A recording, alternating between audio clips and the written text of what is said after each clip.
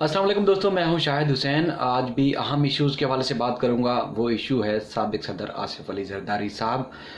उन पर कहा जा रहा है कि 6 जुलाई को पाक लाइन रेफरेंस में फ़र्द जुर्म आयद होगी। फ़र्द जुर्म आयद होगी या नहीं वो तो मैं नहीं कह सकता, लेकिन जो हक़ाइक़ बता रहे हैं, जो हालात बताते हैं, वो ये हैं कि साबिक सदर आसिफ अली जरदारी 6 जुलाई को भी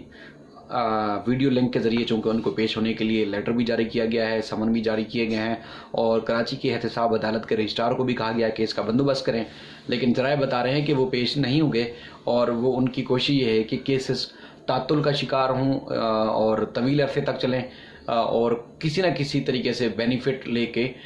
वो इन केसेस से बाहर हैं। अगर साबिक सदर आसिफ जरदारी और उनके साथ जो दीगर मुल्ज़मान हैं उन पर फ़र्द जुर्म आयद हो जाती है, अगर हो भी जाती है तो उसके बाद अगर वो किसी भी समाअत के दौरान पेश नहीं होते तो अदालत को इख्तियार होगा कि उनके खिलाफ जो गवाह और सबूत हैं वो उनका बयान रिकॉर्ड किया जाए और जरा हो उसके बाद बज़ाहिर तो यही लगता है जिस तरह के सबूत हैं नैब के पास, तो साबिक सदर आसिफ जरदारी, अनवर मजीद और उनके बेटों समेत जो दीगर मुल्ज़मान हैं उसमें उनको सज़ा हो जाए। और सज़ा का ज़ाहिर है फिर वो कितना बड़ा नुकसान होगा पीपल्स पार्टी को और साबिक सदर आसिफ जरदारी को, वो अब खुद ही बेहतर समझते हैं। हालात वो इस तरह बता रहे हैं कि गुज़श्ता रोज़ भी और इससे गुज़श्ता समाअत जो पाक लाइन रेफरेंस की इस्लामाबाद की एहतसाब अदालत में समाअत हुई थी उस वक्त भी उन्होंने पाबंद किया था। इससे पहले भी 2 बार पाबंद कर चुके हैं अनवर मजीद के हवाले से और साबिक सदर आसिफ अली जरदारी के हवाले से कि उनको या तो पेश किया जाए और पेश नहीं होते तो वीडियो लिंक के ज़रिए सामने उनको बिठाया जाए और उसके बाद वीडियो लिंक पर तारीख में पहली दफ़ा इनके ऊपर जो है फ़र्द जुर्म आयद होगी, एहतसाब अदालत ने हुक्मनामे में कहा था। लेकिन गुज़श्ता समाअत पर वो पेश नहीं हुए और गुज़श्ता समाअत पर ही अदालत ने ये ऑर्डर दिया था या रजिस्ट्रार कराची की एहतसाब अदालत को कि इंतज़ाम करें आसिफ अली जरदारी और अनवर मजीद को वीडियो लिंक के ज़रिए सामने बिठाने का और ताकि फ़र्द जुर्म आयद की जाए और उसके समन भी जारी हुए। लेकिन आज जो कराची की नैब में जो पुलिस के अफसरान या एहलकार हैं उनके ज़रिए समन की तामील हो चुकी है और चूँकि आसिफ जरदारी के सामने उनके बारे में तो कहा गया है वो ज़ेर इलाज हैं किसी अस्पताल में, तो लेकिन वो सभी तो नहीं जानते, लेकिन मखसूस हल्के जानते हैं कि आसिफ जरदारी इस वक्त किसी भी अस्पताल में ज़ेर इलाज नहीं है, हालांकि वो तिब्बी बुनियादों पर ज़मानत पर रिहा हुए हैं और कुछ अर्सा वो ज़ियाउद्दीन अस्पताल के VIP वार्ड में ज़रूर हैं, लेकिन अब वो किसी अस्पताल में ज़ेर इलाज नहीं है बल्कि अपने घर में यानी कि बिलावल हाउस में रिहाइश पजीर हैं और ज़रा यही बताते हैं कि किसी किस्म का उनका इलाज नहीं हो रहा। और हाँ, एक बुज़ुर्ग हैं, ज़ाहिर है उम्र अच्छी खासी हो चुकी है, तो उनका जो एक घर पर एक जिस तरह किसी शुगर के मरीज़ या किसी और भी जो मामूली नोयत की जो एक बुज़ुर्ग या बूढ़े शख्स को बीमारी होती है या उनकी उम्र के हिसाब से अगर उनकी कोई नोयत है तो उस हवाले से तो हल्की फुल्की ट्रीटमेंट तो ज़रूर ले रहे हैं, लेकिन किसी बड़ी बीमारी के हवाले से उनकी कोई इलाज उनका किसी किस्म का नहीं चल रहा। लेकिन चूँकि हमारे इदारे या हमारा जो निज़ाम है या हमारी जो सियासी जो एक ब्लैक मेलिंग होती है या असरअंदाज है सियासत का, वो आड़े आ जाता है और अब नैब भी और जो हमारे इदारे हैं वो इस बात को नोटिस ही नहीं ले रहे कि आसिफ जरदारी बिलाखिर हैं कहाँ, क्योंकि एहतसाब अदालत के रिकॉर्ड में तो उनको जो है वो जेल में होना चाहिए था, लेकिन जेल में तो नहीं है, उन्होंने ज़मानत पर इलाज के गर्ज से उन्होंने ज़मानत ली और वो अब अपने घर में रिहाइश पजीर है। लेकिन समन जो है वो पुलिस की जानिब से आज लांडी जेल के जो जेलर हैं उनको मसूल किए गए हैं। अनवर मजीद जो कि ओमनी ग्रुप के सरबराह रहे हैं और इसके अलावा बिलावल हाउस के जो सिक्योरिटी के इंचार्ज हैं उनको भी समन मसूल हो चुके हैं और इससे पहले भी समन मसूल होते रहे कि आसिफ जरदारी पर फ़र्द जुर्म आयद की जाएगी, लेकिन वो जो है मेरे दराए बताते हैं कि वो 6 जुलाई यानी कि पीर को पेश नहीं होंगे वीडियो लिंक के ज़रिए भी, तो फ़र्द जुर्म नहीं हो, तो क्योंकि उनका यही एक उनका तरीक़ाकार है कि वो चाहते हैं कि वो अगर पेश हो गए तो सज़ा होगी, इसलिए जितना तवील अरसे तक लटकाया जा सकता है केस को लटकाया जाए। इससे पहले हम अक्सर सुनते हैं पीपल्स पार्टी के जो सीनियर रहनुमा हैं अक्सर वो प्रेस कॉन्फ्रेंस में कहते हैं, जरदारी साहब खुद भी कहते रहे कि 11 साल उन्होंने जेल में गुजारे और जो अदालती रिपोर्टिंग करते हैं, जो सहाफ़ी सीनियर हैं और जो बाकी मुल्क व कौम के लिए सहाफ़त करते हैं या अपने पेशे से अगर वो संजीदा हैं और दयानतदारी और नेक नीति से सहाफ़त करते हैं, तो वो यकीनन समझते हैं कि आसिफ अली ज़रदारी किस तरह बरी हुए और किस तरह उन्होंने 11 साल जेल में गुजारे। सियासी बयानात अपनी जगह पर, लेकिन आज भी मैं आपसे कहूँगा कि आसिफ अली ज़रदारी के ऊपर सिर्फ करप्शन के इल्ज़ामात नहीं रहे, माजी में भी उनके ऊपर साबिक chairman steel mill Sajjad Hussain के कत्ल का इल्ज़ाम, जस्टिस निज़ाम के कत्ल का इल्ज़ाम और इस तरह बेशुमार साबिक सूबाई सेक्रेटरी थे, उनके कत्ल का इल्ज़ाम, बराह रास्त कत्ल के इल्ज़ाम, और जो बेनज़ीर भुट्टो साहिबा के जो भाई थे मुर्तज़ा भुट्टो, उनके कत्ल का इल्ज़ाम और इस तरह बेशुमार उनके ऊपर कत्ल के इल्ज़ाम यानी कि टारगेट किलिंग के इल्ज़ाम रहे हैं। और उन केसेस में आसिफ अली ज़रदारी गवाहों और सबूतों की रोशनी में बरी नहीं हुए, यानी कि पूरा जैसे ट्रायल चलता है किसी मुल्ज़िम का, गवाह और सबूत सामने आते हैं और उसके बाद ट्रायल मुकम्मल होने के बाद अदालत किसी भी नतीजे पर पहुंचती है, या तो मुल्ज़िम को सज़ा देती है या उसको अदम सबूत पर बरी कर देती है। लेकिन आसिफ अली ज़रदारी इस तनाजुर में बरी नहीं हुए, वो मैं आपको बताता हूँ। लेकिन सबसे पहले ये बताऊँ कि उन्होंने 11 साल जेल में नहीं गुजारे, चंद अरसा ज़रूर गुजारा है, चंद महीने, लेकिन वो ज़्यादातर अरसा जिस तरह आज वो बीमारी के बहाने या बीमारी को लेकर वो पहले ज़ियाउद्दीन अस्पताल में, उसके बाद घर में ज़ेर इलाज हैं, तो इस तरह उन्होंने पहले भी जो 11 साल से मतलब एक ज़्यादा तवील अरसा, मतलब 8-10 साल उन्होंने ज़ियाउद्दीन अस्पताल में ही इलाज के बहाने गुजार दिए और किसी भी जेल में वो कैद इतना अरसा नहीं रहे जिस तरह वो खुद कहते हैं। और क्योंकि ये एक पुराना उनका वतीरा कहें या उनका एक क्रिमिनल चाल कहें या उनकी कोई भी तरीकाकार हो सकता है या उनकी वकीलों की मुशावरत कहें, तो वो हो सकती है वो कभी भी किसी जेल में जिस तरह आम कैदी रहता है किसी तरह वो नहीं रहे, क्योंकि उनके ऊपर क्रिमिनल चार्जेस हैं। पहले इस दफ़ा जो अभी केसेस उनके ऊपर चल रहे हैं वो करप्शन के, इससे पहले उनके ऊपर क्रिमिनल चार्जेस रहे हैं, ये कौम को समझना बहुत ज़रूरी है। और उसके बाद जिस तरह एक मोहब्बत और जिस तरह एक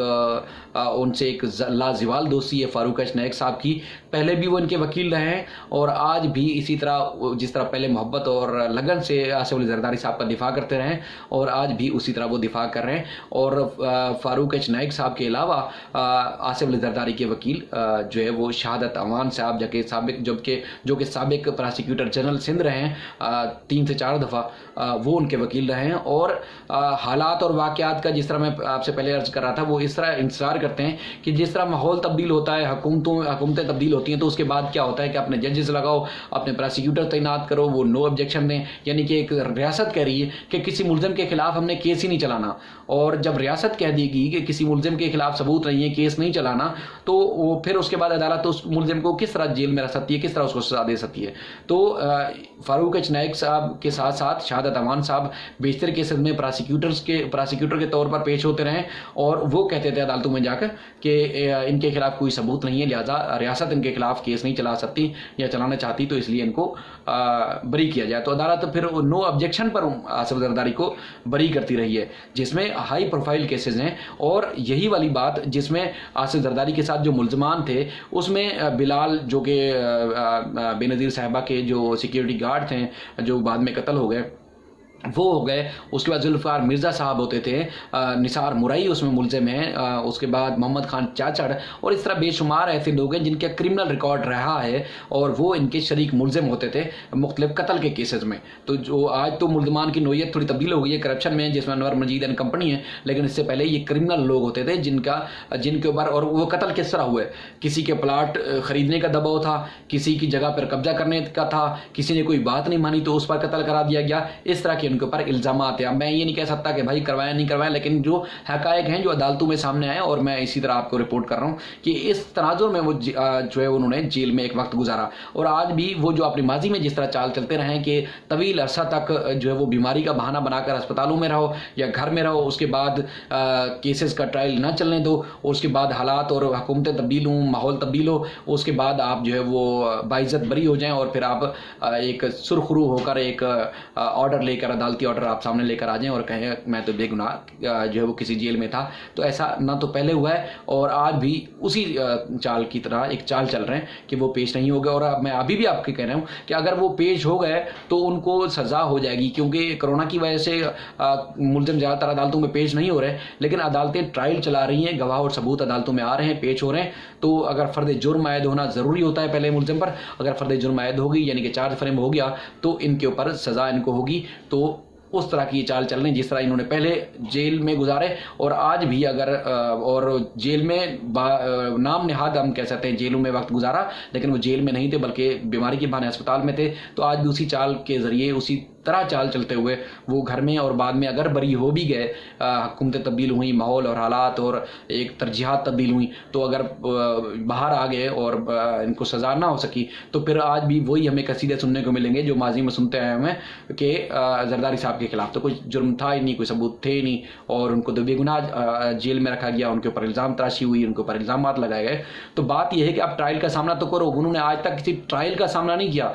कोई गवाह और सबूत उनके खिलाफ अदालतों में पेश होने के लिए आए ही नहीं, लाए नहीं गए। जब तो लाए नहीं गए तो उसके बाद फिर हम कैसे कह सकते हैं कि कोई मुलजिम जो है वो बाइज्जत बरी हो गया? वो बाइज्जत बरी तो नहीं कह सकते, आप रियासत के साथ या कौम के साथ आप खिलवाड़ ज़रूर कह सकते हैं। बहरहाल ये सूरत हाल थी। अब 6 तारीख मुकर्रर की गई है फ़र्द जुर्म आयद करने के हवाले से, लेकिन आज भी वो सुकून से बिलावल हाउस में रिहाइश पज़ीर हैं और आराम कर रहे हैं। और ये अपडेट थी तो मैंने सोचा आपको अपडेट करूं और फिर किसी और मौजू के साथ आपकी खिदमत में हाजिर हूँगा। और मैं चाहता हूँ कि जिस तरह मालूम है हमें, इस तरह तकरीबन सबको, पूरी कौम को मालूम होना चाहिए कि हो क्या रहा है। किसी हुकूमत के हक़ में, किसी सियासी जमात के हक़ में, मुखाफ़त में फ़लाँ ये करने की ज़रूरत नहीं है। मैं ये समझता हूँ कि अगर कोई मुहिब वतन पाकिस्तानी है तो उसको हक़ाइक़ मालूम होने चाहिए और उसके बाद वो अपनी कौम को, अवाम को बता सके कि होता क्या है, खिलवाड़ हो क्या रहा है। और इस तरह अभी भी जिस तरह अब 4 साल से 4 साल 6 साल अगर किसी के खिलाफ कोई जो है वो करप्शन का केस चलता है तो उसके सबूत पीछे कहाँ रह जाएंगे? सबूत मिट जाएंगे। गवाह जो है वो क्योंकि तवील उम्र रसीदा भी होते हैं तो गवाह मर जाते हैं, सबूत नहीं आते, ये बाइज्जत बरी हो जाते हैं। करप्शन का पैसा भी लूटते हैं, करप्शन भी करते हैं और उसके बाद एक फूलों के हार पहनकर और विक्ट्री का निशान बनाकर इस तरह बरी भी होकर बाहर आ जाते हैं। और उसके बाद इस तरह जो जालिम है वो अक्सर हम देखते हैं कि वो मजलूम बनकर बाहर आते हैं और इसी तरह खिलवाड़ हो रहा है। जिस तरह साबिक वज़ीर आज़म नवाज शरीफ ने किया या उनकी पूरी एक टीम करती है, या हम यहाँ सिंध में रह के कराची में अक्सर देखते हैं। और ये सूरत हाल है। फारूक सत्तार के हवाले से और MQM की क़यादत के हवाले से मुश्किलात आने वाली हैं, मुश्किल दिन आने वाले हैं, वो मैं अगली वीडियो में कल या परसों आपको ज़रूर बताऊँगा। लेकिन तब तक के लिए इतना ही, फिर किसी और मौजू के साथ आपकी खिदमत में हाज़िर होंगे। तब तक के लिए